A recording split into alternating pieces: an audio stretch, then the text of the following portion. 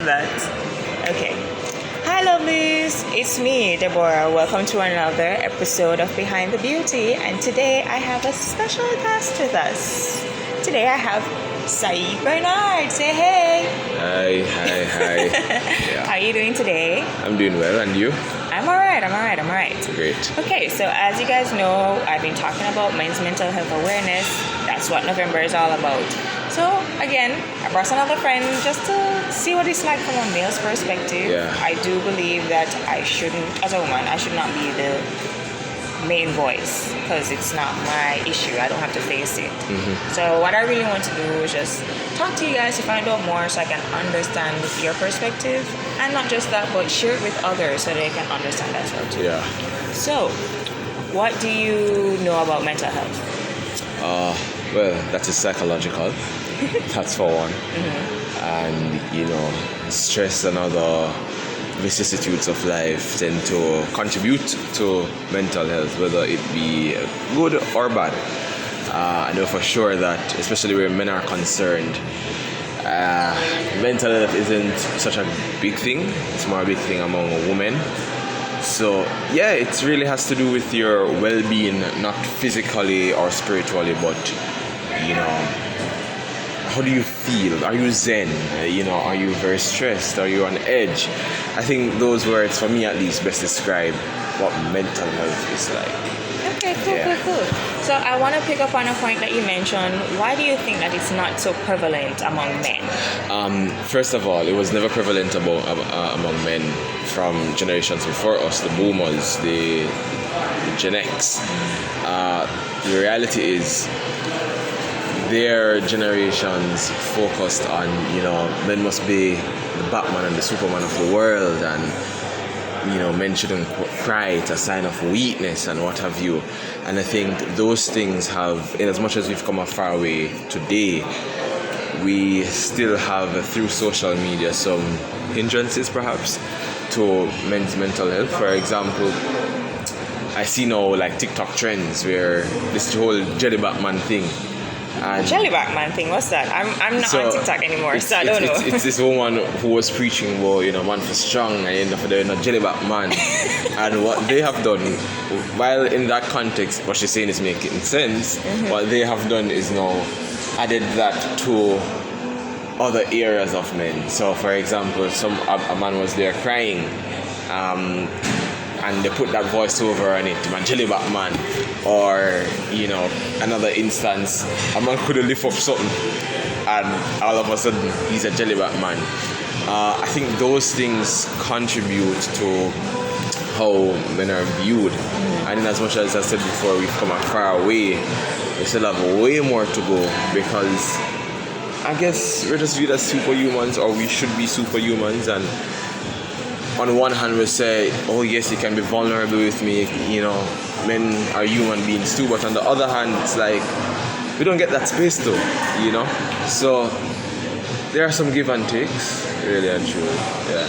Alright, you mentioned that thing where you said men aren't given that space to be vulnerable. What are some things you think society in general can implement so that there are safe spaces for men to truly be vulnerable, so they can express their perspective, which will definitely be different from a woman's? I guess things like these podcasts, that brings awareness, events where other men can come around and talk about things that they've been through. The reality is, men, we're focused on trying to provide not only for ourselves but for our family, our potential families. We have a lot on our plate. Some of us are trying to do major things. We're trying to do things differently, and that within itself, adds pressure to the pressure and the stress and what have you. I think creating forums and spaces where older men can share those things with the younger men, how did they navigate that space? I think it would do a lot when it comes to helping. I think it would also go greatly if we have women that come in and say, hey, talk to us. We want to hear from you, and no, this is not just we saying it to tick a box. We actually care. We actually think that this is important. What I find is, when it is that we do these things, then the over aggression that you get from men sometimes when women interact with them, you won't get that anymore because them zen, they have released a lot of tensions, and some men just won't go about trying to be super macho when really and truly they're not.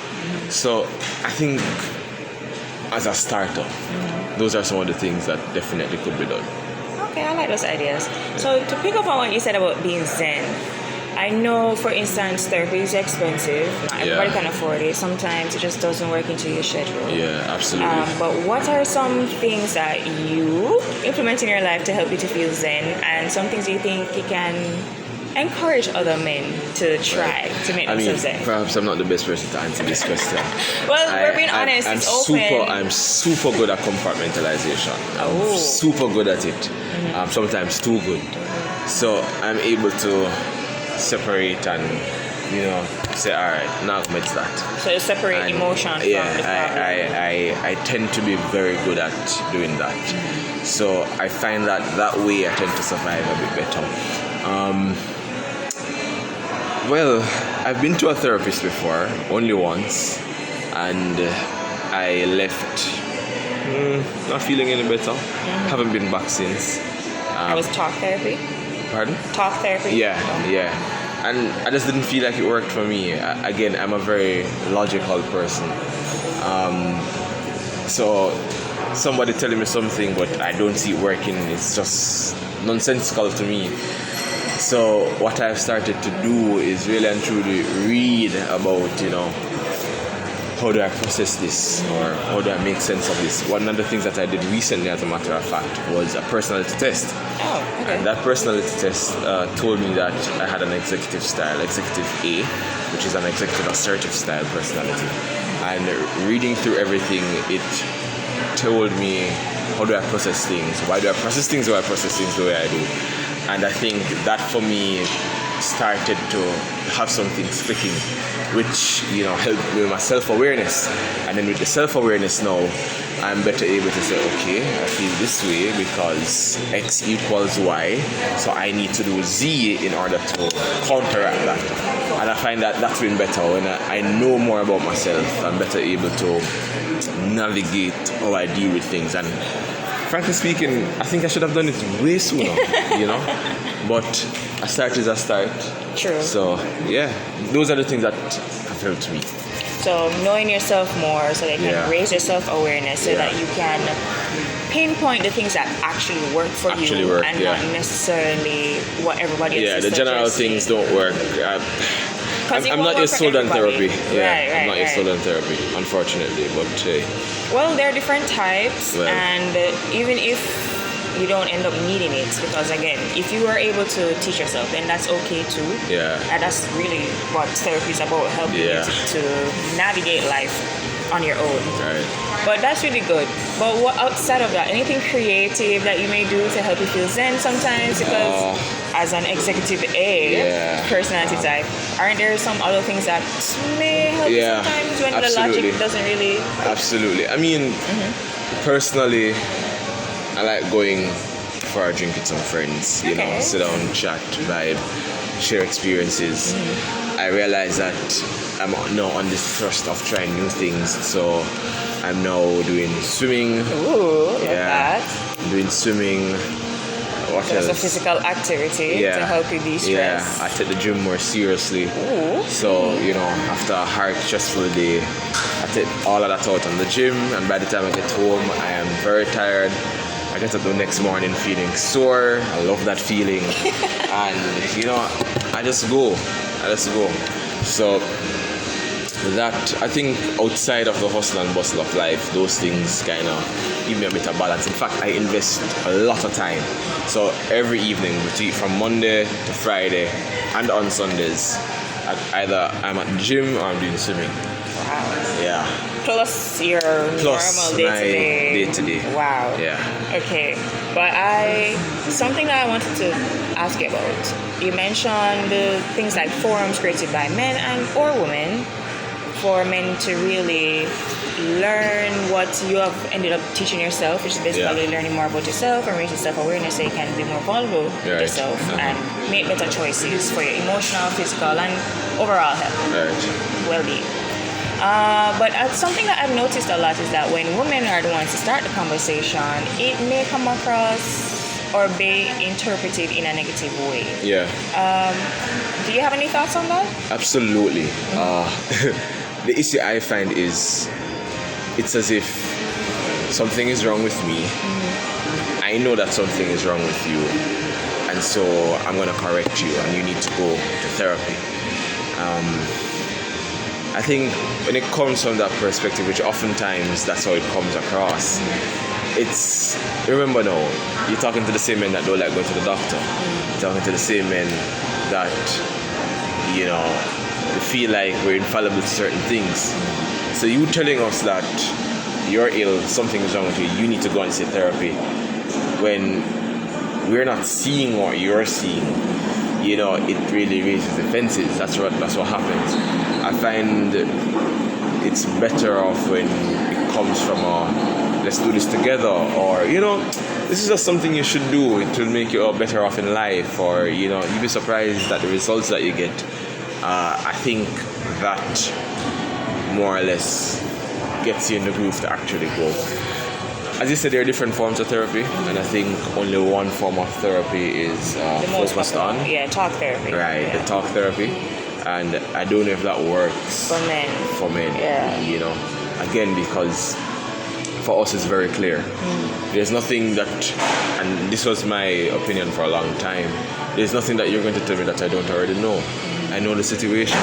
I know X and Y equals Z. What are you going to tell me also differently that will make me see results? And the reality is, oftentimes, you just don't. With talk therapy. Yeah, with talk therapy.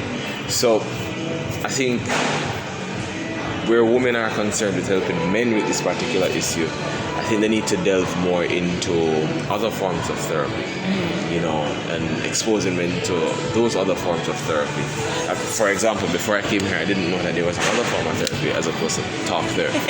Yeah, that's it really.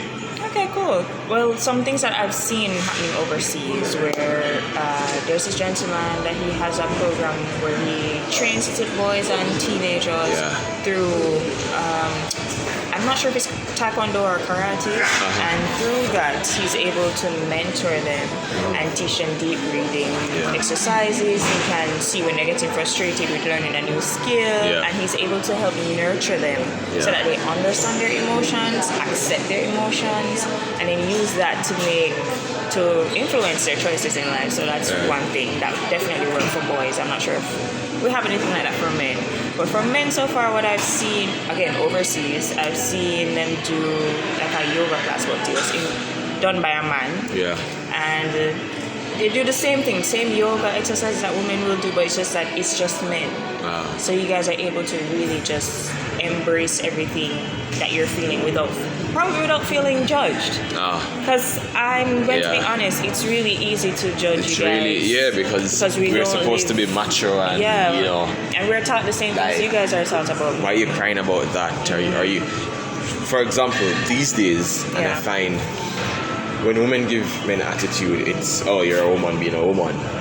But when a man feels a particular way about something and speaks about it, the rhetoric is, oh, you're sassy.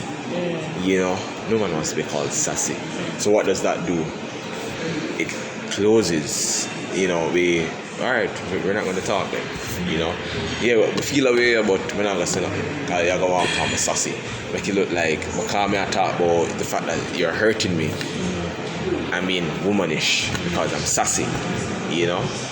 Yeah, those natural body language and behavioral instincts that men would use to retaliate or respond, given how they're feeling. You're being told, oh, he's sassy. You know, things like that does nothing for mental health where men are concerned. And to me, it sounds like gaslighting, really. Like, how dare you feel that way as a man? Like, and not if just you're feel hurt, it, just suck it up. but express it. Yeah. How dare you express it? Yeah. How do you express it so healthily? You know? Because mind you, if a man tell them to clot and say, frig off, I'm done with this, or hell with you, oh, him cut me off XYZ, nothing's wrong with that, which is unhealthy. But if a man sits down and say, hey, I feel this way because he did 1, 2, 3, and I don't appreciate that, oh, he's sassy. So we're left between a rock and a hard place. A section of society telling us, we need conflict resolution. You need to know to express your feelings healthily and all of that. But on the other hand, when you do it, you're met with those kind of remarks. So yeah. Alright. Something that came to my mind a while ago as we were speaking, which I agree with those points 100%. However, since it's a situation where it's going to be to the benefit of men, which will in turn be the benefit of everyone, would you say that men should still take up the mantle to still do those things even though they may not be supported initially? Because to be fair, a lot of the things that we start in life that are probably good for us, we probably weren't supported initially. Yeah. So in this, and again, I can only speak from a woman's perspective, but even for things for us like getting financial independence, being able to go to school, being able to own a house or anything for ourselves, those are things we had to fight for. Former women had to die for. Yeah, but so, the thing is, women... Would you say that men need to still push forward so that they can eventually get the kind of support that they're looking for? Men should absolutely push forward. The issue is those things that you mentioned that women have to fight for. We don't feel as strongly about mental health as women do about financial independence and what they had to fight. Really? Do you think so? Because I think I've seen online a lot of men saying that they wish they could. What has happened is you have a small but growing group of men who recognize that, hey, this is important, and they are doing what you have suggested. Continue to push the fight for men's mental health. The issue is the greater cross-section of men don't take mental health seriously, and so because of that, I think the difference is with women, a greater cross-section of women were affected by this particular issue, consciously at least, and so you had that greater push. There's strength in numbers. For men, I don't think that's the case. I don't think a greater cross-section of men care so much about mental health. That's a valid point, actually. Right. So there's a small sect of men that do, and they continue to push. And another thing that just reminded me, another thing that they're raising awareness about men's mental health is because men have the highest rate of completing suicides. Right. So that's an alarming thing, which is why they're like, okay, we really need to implement something so men at least know that this is an option. But as you said, very valid points. Most men aren't really. To be frank, focused, and they're not supported. It's a rough world out there for a man. It's a rough world out there for a man. I mean, they say it's a man's world, but it's rough out there. And the vicissitudes of life are one thing, but then you're also trying to impress a lady, for example. What comes with that? Those things add to it. For many men as well, they're also trying not to take care of themselves only, but they have the mother or the father who is old and not working to take care of as well. And those things add up. By itself, it might not be much, but accumulatively, it does become a lot. So there is a great need for the conversation. I think men are greatly affected by it. And I think that the sooner we have, more conversations like this that allow men to feel comfortable, first of all, listening and realizing, hey, I feel this way because my mental health is not in the best of shape. And I recognize it because he said that, because he's saying how I feel. The more we do that, then the more men will be able to individually and independently identify that, hey, I don't feel good, and it's my mental health. And then from identifying that problem, then they'll be able to work on it. The issue here is it's not easy to identify when it is your mental health that has you in the space that it currently has you. And so how do you fight for a solution when you're yet to identify the problem. Yeah? So, again, the awareness and all of that comes into play. So, you see a lot of men, they're angry and they don't treat women well. They don't treat themselves well. They don't treat themselves well. But what do women do in that case? Do you try to find out how he's doing? No, you don't. You have all sorts of things to say. That's true And in that's one it. case, but I'm not playing devil's advocate, but just to balance the conversation. Yeah. A lot of times we will ask, but because they don't know that something is wrong, if you get that aggressive there's response. that too. So after a while, that hurts. There's that too. That hurts. Absolutely. And you're just like, am I going to continue hurting myself to try and help this person who doesn't even see that there's an issue and that I'm only raising this because I care and I want That's to a part of it. That's a part of journey it. with them. That's a part But of it. again, not every woman is like that. Yeah, So yeah. It does take a greater level of patience. I'll tell you that much. Because before I went to therapy the first time I did, mind you, I have not been back. It took me months to get there. Months. And I have not gone back.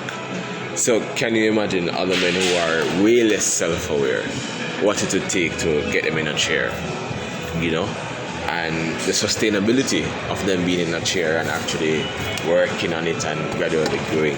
Yeah, it's an uphill task, which is why I think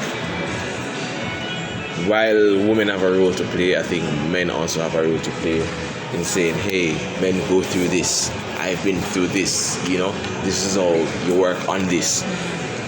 We have to take that up as men, and talk about it and create those forums.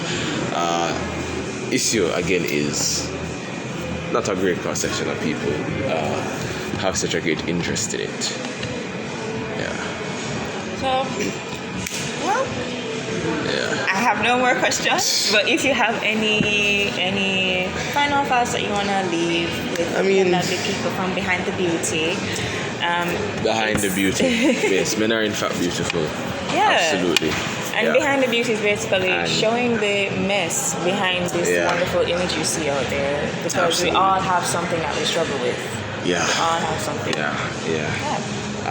I guess what I'll say is I hope that these conversations will continue and that they will blossom into a greater and larger forum where, more men will participate, and through that the tides will start changing. But I also hope that women who listen to these podcasts will also recognize, that there is a way that they can help as well.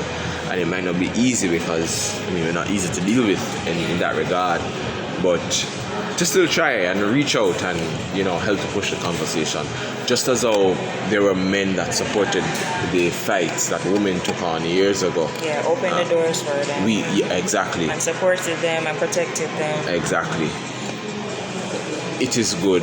Even though initially some of them didn't actually believe women should even be in that place. No, and remember, that is the very point. Mm-hmm. There will be women that are like, yo, you're weak. You're talking about mental health. To hell with that. There will be those women. But there are women like you who saw the need to have a whole podcast talking about men and mental health. So it goes to show that there will be women that support this fight for men's mental health. And I think those women have a role in helping to push us in furthering this cause of men recognizing that mental health is important. Yeah, that they matter. It does matter, and I think the sooner we're able to identify the symptoms of ill health, where the mental health is concerned, and the sooner we show the public the side effects or the consequences of ill mental health, then I think the greater awareness we'll get around it, recognizing that a lot of the things that we see on a day-to-day in our society doesn't stem from somebody just being mad. Yeah. Or just he's just angry. aggressive, or he's just angry, or him just duns, or him just this great one Batman just soft and fool. Yeah.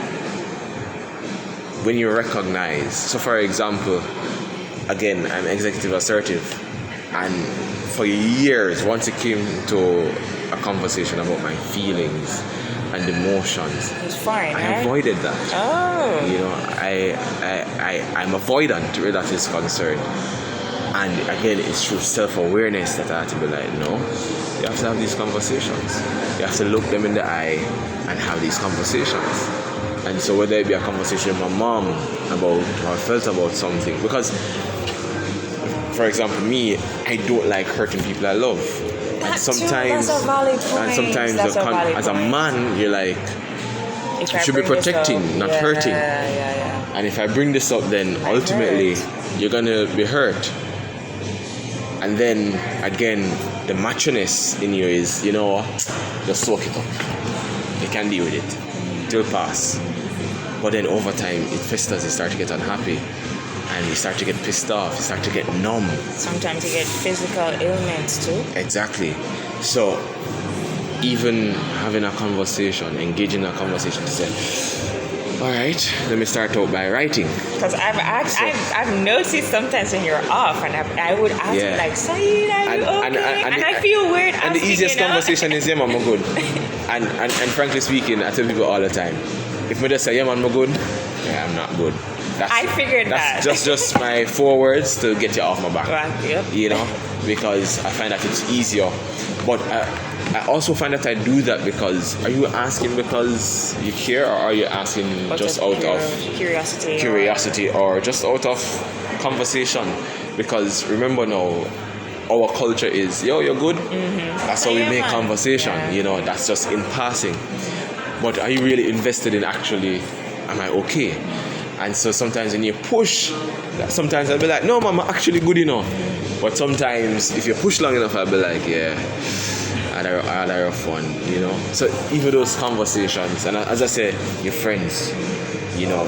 Oh yeah, you know what I just remembered when I came to the radio station and I was asking you like multiple times, and I look at you like, Sayeed, are you okay? Yeah. You've been through XYZ, like there must be it must have impacted you in a certain way, you know? Yeah. And you know, the truth is, I don't think I have fully explored the extent to which these things have impacted me. One, the stress I went through in law school. Two, the immersion into public life right out of law school. As a young age. And exactly, at a very young age. And let me tell you, the public isn't kind. I know this. You know, they aren't kind at all. So, on one hand, you have people saying, you're a brilliant young man, you got this. But the loudest noise is usually the most negative, unfortunately. And what has changed is being vulnerable here. In school, you know, things were fine because at school, but you come like out everybody was like on a level playing field somewhat. You come out into the working world, and again, I'm in the public's eye, and people calling you dunce because they don't agree with you, right? Or you know. Those things, like there was a point where I started to get anxious. There was a point where I thought of quitting radio because I was like, yo, this is too much. It was becoming too much. Even though you really liked radio, I really like it. I really like engaging in, you know, conversations. I like to battle with ideas and, you know, change my mind. Yeah. I go into conversations open to my mind being changed because I think that's how people advance and that's how people grow. So there are things that I believed before that through robust conversation I'm like, hey, you know, I've thought about it and you do have a point. I think I have a point, but that point kind of trumps my point. Or sometimes, you know, both points are valid. Or two things can be true at once. Yep. You know, that kind of thing. So it's been a road, really. And as I say, slowly but surely you get there. I mean, I'm not at a point where, people will say what they say. Who cares? I tell people, like sometimes when people say, you know, I don't like you, I'm like, well, we can have a long line to join. You know? I like to say, you know, so sometimes I let myself need that, but hey. Like you get to the point. Still popping. You get to a point where it doesn't matter what you feel about me. True. As long as I've satisfied and this is where your awareness comes in. As long as I've satisfied myself that I have done you no wrong, or I've asked a question, which I do ask many a times. So you say, yo, I don't like you. Why don't you like me? Yeah. You sometimes I can't answer. They don't have an answer. Sometimes you hear the answer and I'm like, probably if I were in your shoe, I wouldn't like me too. Yeah. Because obviously this is something personal, you know. And again, that's them lacking their self-awareness. Long and short of it is, I just take it in strides, and you know, it's what it is. I have one more question. Yeah. So, as someone who talk therapy is not necessarily the most impactful thing for Yeah. you, if someone needed to or were interested in supporting you, what would you say is the easiest way to help out? I find that it's through my friendships. The value in talking to a therapist is you can say anything and you don't care about coming back, or you know, you can just be blunt. But sometimes context helps. Yeah. Sometimes a friend they already know your personality. And your history. They know your history. They know what you've been through. And what you aspire to be. Exactly. And sometimes it's good when somebody can track your growth. Because I find that I am hard on myself. I am my greatest critic. Yes, you are. You remember David and I were saying that to you. I was so surprised when I found out how old you are. Yeah. So when people said to me, "No, you're doing absolutely well," I'm like, "No, there's more to be done. There's more." So I'm my greatest, and that does not add to mental health because I don't celebrate things. So even though it seems too small sometimes. I graduated from law school. The stress of going through law school, getting scholarships to go through law school was a major deal. What did I want? I just wanted to go sit down somewhere. And you know that's okay. Yeah, I just wanted to go sit down somewhere and, you know, have a drink and cry. And that's okay. And that was it for me. But people were like, no, you know, celebrate it. And the reality is, I guess in that time I didn't care more so about celebrating it.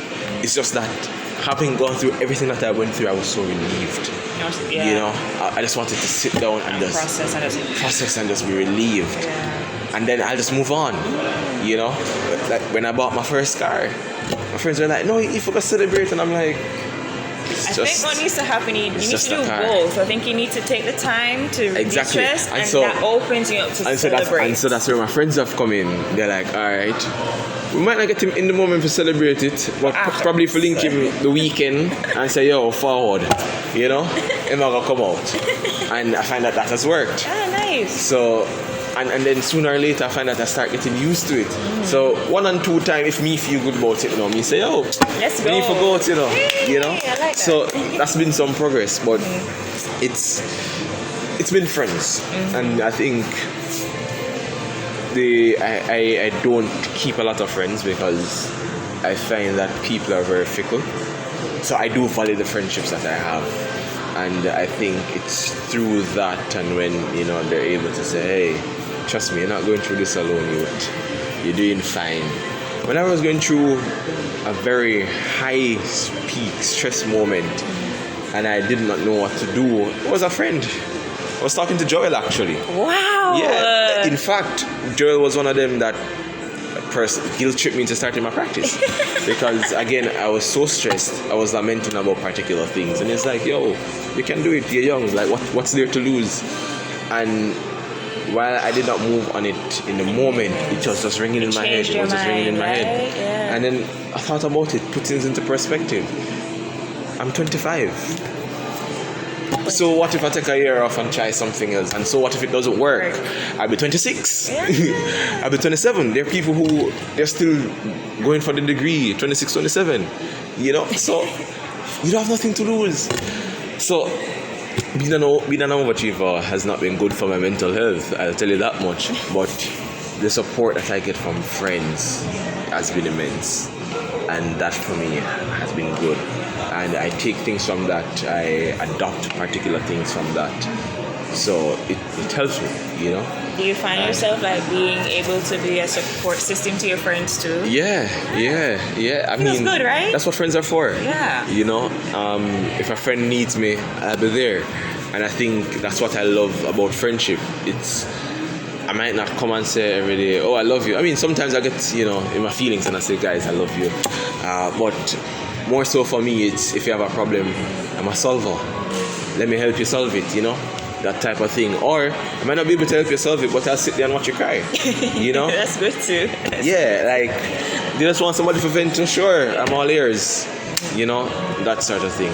So I think that definitely does help. Definitely does help. Well, thank you so much for coming today, Sayeed. I really appreciate this. Well, I appreciate you for having this conversation. Very important. Yeah, I'm curious. I'm also challenging my own biases when it comes on to men. And I'm like, I know that I made choices that I didn't want to make when I was in a bad mental health space. Yeah. I'm like, what is it like for men who literally are raised to not believe in the fact that they are emotional beings? Yeah. So that's a part of this whole conversation. So thank you for coming. And my lovely Behind the Beauty peeps, remember to comment, share, like, subscribe, and let me know if you want to hear from Sayeed again. Okay? All right, take care, everybody. Take care. Cool.